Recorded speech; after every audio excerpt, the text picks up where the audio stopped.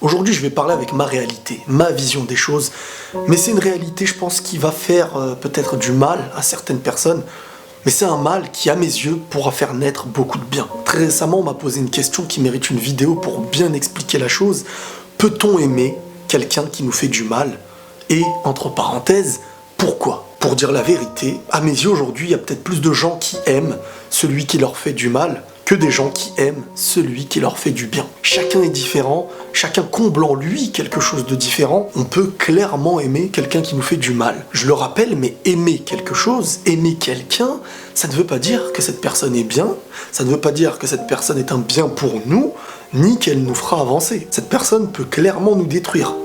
Mais celui qui est détruit peut malheureusement l'aimer. La première chose à savoir à mes yeux, c'est que quand tu es dans une situation où tu aimes et que tu veux rester avec une personne qui te détruit, c'est un aveu de faiblesse. Et si beaucoup de gens arrivent à aimer celui qui leur fait du mal, c'est parce qu'au fond d'eux, ils sont toujours dans la création d'un espoir. Et parfois, cette création d'espoir, elle te fait rester. C'est une illusion. Et parfois, des relations durent plus longtemps quand l'un des deux fait souffrir l'autre que dans une relation où tout se passe bien. Parce qu'en fin de compte, c'est une passion destructrice. Et à mes yeux, il y a une seule manière de pouvoir s'en sortir quand tu es dans une relation où tu aimes vraiment quelqu'un, mais tu es conscient que cette personne te détruit en fait. C'est de réussir à vaincre ta passion. Et pour vaincre ta passion, c'est pas aussi facile.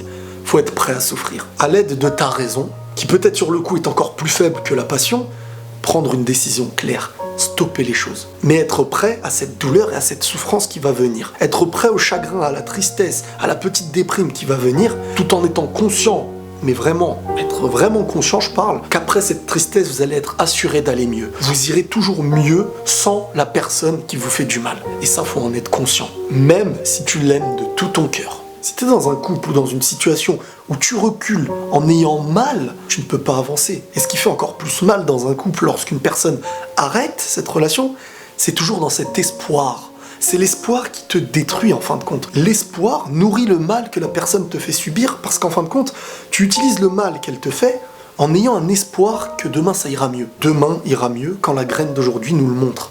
Si aujourd'hui, t'as aucune issue pour demain, faut la construire. Et parfois, la meilleure manière de construire, c'est de stopper les choses. La meilleure manière de combattre sa passion, c'est d'y faire intervenir la raison. Il n'y a pas de miracle dans certaines situations. Même si la douleur est intense, il va falloir combattre cette douleur. Mais surtout, être patient et mettre les choses derrière. Dès que tu as décidé d'arrêter quelque chose qui te faisait du mal, pense à demain. Ne pense plus à hier.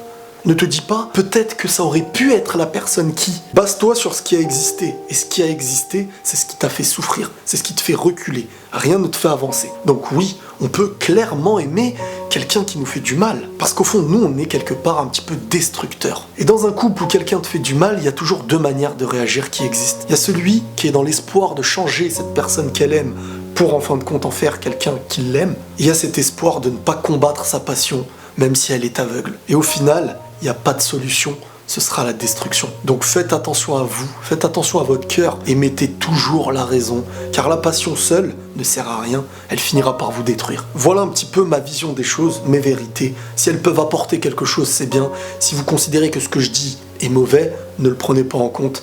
Quoi qu'il en soit, prenez tous soin de vous les amis, et la paix sur vous.